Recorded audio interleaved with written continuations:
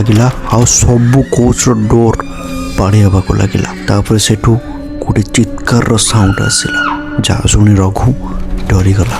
से 2023 जून 2 तारिख संध्यार भारतर यार सबुठार भयंकर ट्रेन दुर्घटना सम्मुखीन होती। ओडिशार बालेश्वर जिल्लार बाहानगा बजार स्टेशन निकट करमंडल एक्सप्रेस मुख्य लाइन दे सिग्नल त्रुटि जोग या भूल लाइन दे पठा दिया जाए। से लूप लाइन रे एक स्थिर मालवाही ट्रेन पूर्व ठिया है। करमंडल एक्सप्रेस द्रुत गति आसी मालवाही ट्रेन सहित धक्का एथिरे अनेक कोच लाइन चुक्त होई ओल्टी पड़े। कोच गुड़िक सब मुख्य ट्रेन लाइन ऊपर पड़े और सेई टाइम रे बेंगलोर हावड़ा एक्सप्रेस गति आसु निकट स्तर हैला परे सेई बगी गुड़िक सहित धक्का किछि सेकेंड मध्य रे सब किछि छारकार मनीष माने चरकार मुंड पड़िछि त कोडी कार हाथ थिला सबुठ भयंकर दृश्य। गोटे पर गोटे बगी पड़ी चित्कार करूथिले बंचिया पई किछि उपाय न। सेई राति रे 286 जनकर मृत्यु एवं 1100 रु अधिक आहत हो। सेही राति बाहानगा स्टेशन आउ केबे भी प्रकृति रे शांत न थिला। 2:15 रे घटिथिबा एक बड़ कहानी थिला। कहानी एबेटू स्टार्ट हैला आपण सुनिले आपनको देह धरि जीवो। आ ए कहानी मिछ नुहे ए कहानी बाहानगा रे घटिथिबा एक सत्य कहानी जे कि हम बाहानगा रे थिबा गोटे सब्सक्राइबर ए कहानी शेयर कर। दुर्घटना प्राय गोटे मास पर बाहानगा निकट रे रघु नामक जन ट्रक वर्कर को राति ड्यूटी दे। अधिकांश वर्कर ए काम को करिया पई घृणा जीवाक भी मना करथिले। सेमान कहथिले जे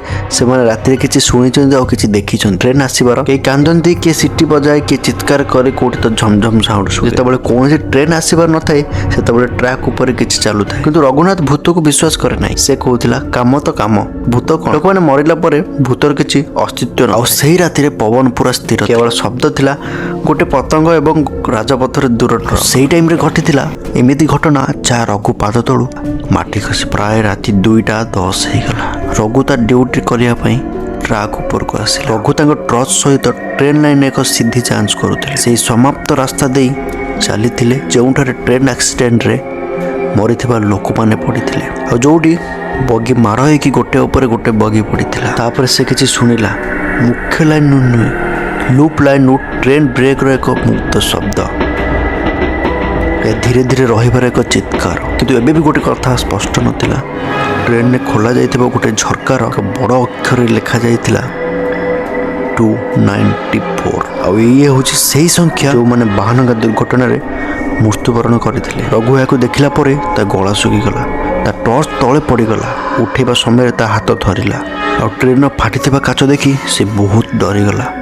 से धीरे धीरे ट्रेन भीतर को गला। भीतर देखला चिरा सीट किछि फटा ड्रेस छोट पिलांग खेलना बहुत सारा जोता मालामाल पड़िथिला। आ किंतु गोटे सीट रे लिखा होइथिला 294 और रघु पछको घुंची जीवा पई चेष्टा करू किंतु से ट्रेन रू से बाहरी पार नथिला। रघु तापर ता कंट्रोल रूम को कॉल कला पचारला कि मु बाहानगा पाखरे गोटे लूप लाइन रे अछि एठारे एक कोच छिड़ा होइछि आपण ए लाइन रे कोनोसी ट्रेन पठाइछन्ती कि। तापर कंट्रोल रूम रो आवाज रघुनाथ समस्त लाइन स्पष्ट अछि आज राति रे कोनोसी भी ट्रेन लूप लाइन रे गति करिन आपण निश्चित भूल देखि। रघुनाथ या सुनला परे त गोड़ तळु माटी खसी गला सेठी संगे संगे तळे गळी पई। तापर रघु कोच आडू को चाहिला। तापर धीरे धीरे हल्का हल्का पवन आसीबार लागिला आ सब कोच रो डोर बाड़ी हवा को लागिला। तापर सेठू गोटे चित्कार रो साउंड आसिला जहाँ शुणी रघु डरी गला। से एक गभीर निश्वास नहीं कि कोच रो पाखु गला और धीरे धीरे भीतर गला। तापर किछि समय परे एक गंध आसिला केवल कलंगी नुहे अन्य किछि या धातुमय थिला। ये एक भिन्न वासना थिला।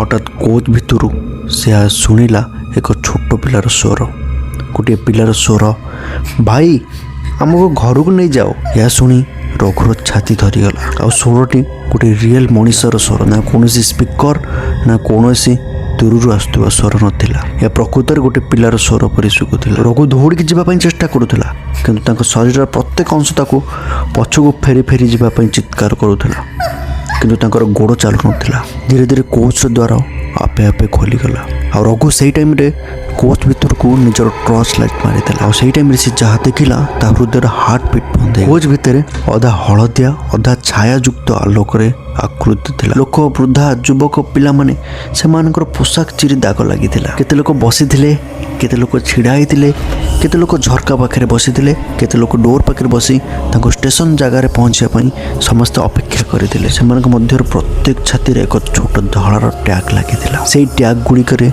सीट नंबर लिखा जाइथिला B336 S512 A123। ରଘୁ ଏହାକୁ ଦେଖିଲା ପରେ ଡରରେ ପୁରା ଛାନିଆ ହେଇଯାଏ ଆଉ ଆଖିରୁ ଧାର ଧାର ଲୁହ ବହୁଥିଲା। ତ ତାପରେ କ'ଣ ହେଇଥିଲା ରଘୁ ସହିତ ଆପଣ ଶୁଣିଲେ। ନା କେବେ ଆପଣ ରାତିରେ ଶୋଇପାରିବେ, ନା କେବେ ଅନ୍ଧାରରେ ବାହାରକୁ ବାହାରି ପାରିବେ। ଯେଉଁ ଟ୍ରେନ୍ ସାଉଣ୍ଡ ଆପଣ ବି ଶୁଣିଲେ ଭୟଭୀତ ହେଇଯିବେ ଆଉ ରଘୁର ସବୁ କଥା ଆପଣଙ୍କର ମନେ ପଡ଼ିଯିବ। ଇଏ ଥିଲା ପାର୍ଟ 1। ପାର୍ଟ 2 ହେବାକୁ ଯାଉଛି ସବୁଠୁ ଭୟଭୀତ କାହାଣୀ। ପାର୍ଟ 2 ଦେଖିବା ପାଇଁ ଲାଇକ୍, ସେୟାର, ସବସ୍କ୍ରାଇବ୍ କରିବା ପାଇଁ ଜମା ଭୁଲନ୍ତୁନି।